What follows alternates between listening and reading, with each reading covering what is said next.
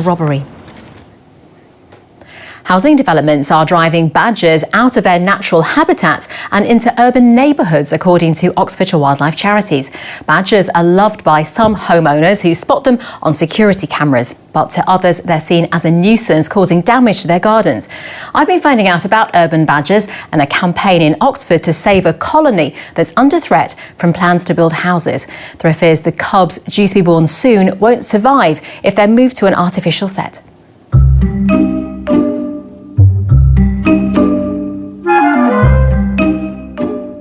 In search of a midnight feast of earthworms and grubs foraged from gardens in Abingdon while the humans sleep, and this badger has definitely made its mark. We've had holes like that and digging up in about 4 places all at once, and then we put a camera in and we could see then at night that it was a badger. Animals love Sylvia's garden. It's a daily stop for dogs and for ducks. And the badger is always welcome too. But this urban environment isn't really what it should be calling home. This is the entrance to a badger set, so it's a very typical D shape. In Woodland in Oxfordshire, badgers occupy a set that's been home for generations. Traditionally, they would live in rural areas, and they like to dig their sets in nice slopes and banks like we've got here with really good woodland cover. So they'd live in these sets, and actually when they're foraging they'd go further afield and they'd use nearby fields and pastures to find food. The badgers are only really moving into people's gardens because they haven't got their natural rural habitat available to them. Part of the problem for badgers is that we're building homes in their backyards, like this field in the middle of Iffley village in Oxford. The City Council wants to build around 30 homes here. The badgers face being moved, among them a rare white badger. Iffley residents want to protect her and the land. Rachel, why is this site so important to you? This field has been crucial to the rural identity of Iffley all my life. And a rural identity is not just a hedge that you can look at, it's nature living alongside you.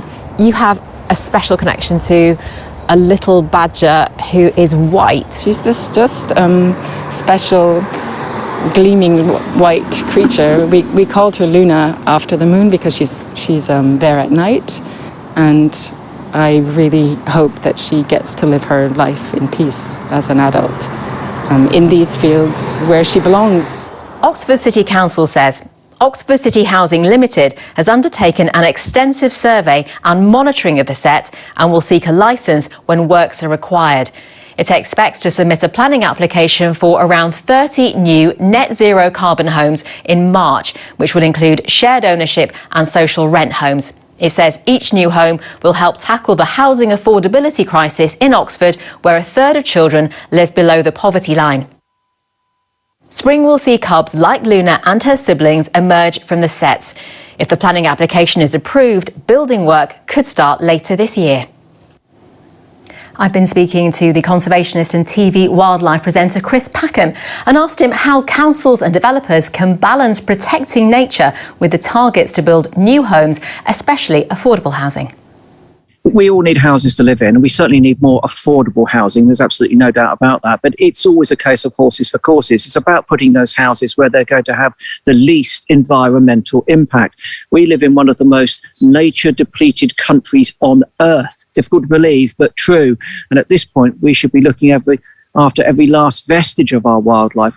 When badgers are moved from land, how effective are the artificial sets that developers build in providing homes for them?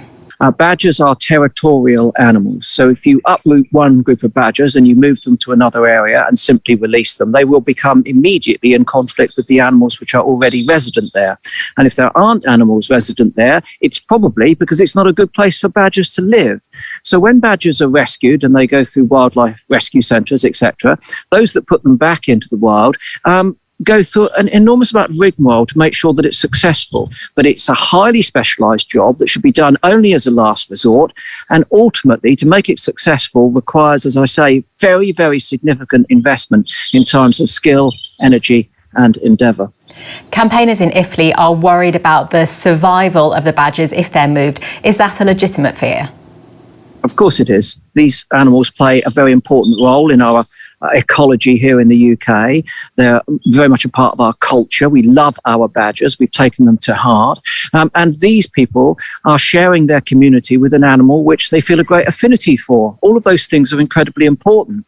And as a consequence of that, this should be part of the decision-making process when it comes to building new homes. We're at the stage now where we're close to taking a last stand for our wildlife. And I would urge those campaigners to do everything they can to win this fight, because every creature counts and we have to stand up for them. We have to make sure that the decision makers make the right decisions. Yes, we need the houses, but we need them in the right place. And I would argue that at this point in time, that's not on top of a badger set. Chris Packham, thank you. You're most welcome. Demand for housing, especially affordable homes, is an issue we're going to be looking at here at South Today. We'd like to hear from you if you're looking to move into your own home, but are